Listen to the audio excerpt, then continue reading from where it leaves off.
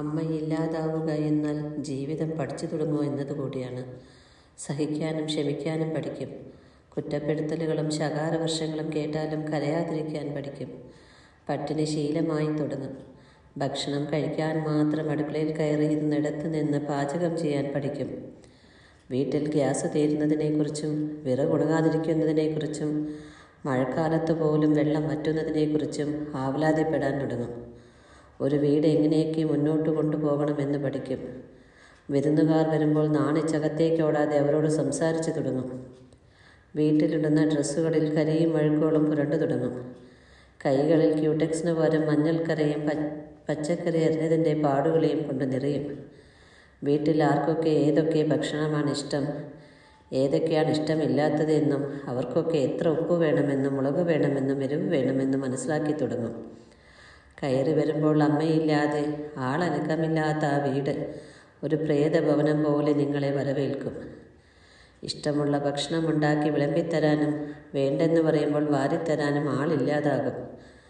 ദേഷ്യം വരുമ്പോൾ തല്ലാനും പിണങ്ങി മാറിയിരിക്കുമ്പോൾ ചേർത്ത് പിടിച്ച് ഉമ്മ തരാനും മടിയിൽ കിടത്താനും തലയിലെ പേൻ നോക്കി തരാനും ആളില്ലാതായി മാറും. പിന്നീട് നിങ്ങളുടെ പിറന്നാളിന് പോലും ആരും ഓർത്തെന്ന് വരില്ല.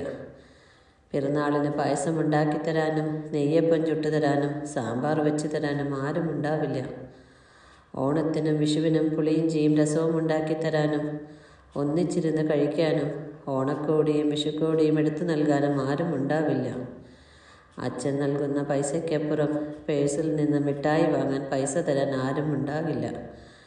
അടയ്ക്ക വിറ്റും ഓല മെടഞ്ഞും കോഴിയെ വിറ്റും വരുമ്പോൾ പേരയ്ക്കയും പപ്സും വാങ്ങിത്തരാൻ ആളുണ്ടാവില്ല. അലമാരയിൽ മടക്കി വെച്ച സാരിയിൽ നിന്നും നൈറ്റിയിൽ നിന്നും പൂപ്പലിൻ്റെ ഗന്ധം വരുമ്പോഴും അവരുടെ മണം കണ്ടെത്താൻ നിങ്ങൾ ശ്രമിച്ച് പരാജയപ്പെടും. ഉപയോഗിച്ച് പകുതിയായ കൺമഷയും സിന്ദൂരവും ചെരുപ്പും നിങ്ങളെ പല്ലിളിച്ചു കാണിക്കും.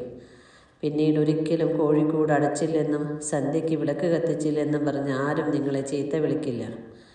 കുട കളഞ്ഞു പോയതിന് കുടയില്ലാതെ മഴയത്ത് സ്കൂളിലേക്ക് പറഞ്ഞയക്കില്ല. നേരം വൈകിയതിന് വടിയുമായി വീടിന് മുന്നിൽ അടിക്കാൻ കാത്തു നിൽക്കില്ല. കഴിച്ചു കഴിഞ്ഞാൽ നിങ്ങളെ പ്ലേറ്റുകൾ ആരും കഴുകിത്തരില്ല. അഴിച്ചിടുന്ന ഡ്രസ്സുകളും ആരും അലക്കിത്തരില്ല.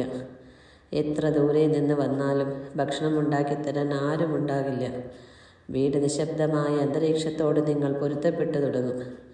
മറ്റൊരാളുടെ മരണത്തിനും പിന്നീട് നിങ്ങളുടെ കണ്ണുകളെ ഈറനണിയിക്കാൻ കഴിയില്ല. ലോകത്തിലെ ഏറ്റവും വലിയ സമ്പാദ്യം ജീവനോടെയിരിക്കുന്ന അച്ഛനും അമ്മയുമാണെന്ന് നിങ്ങൾ മനസ്സിലാക്കും.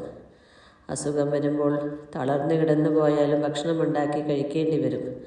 പനിച്ചു വിറയ്ക്കുമ്പോൾ കെട്ടിപ്പിടിച്ച് കൂടെ കിടത്തി ചൂട് നൽകാൻ ആളില്ലാതാവും.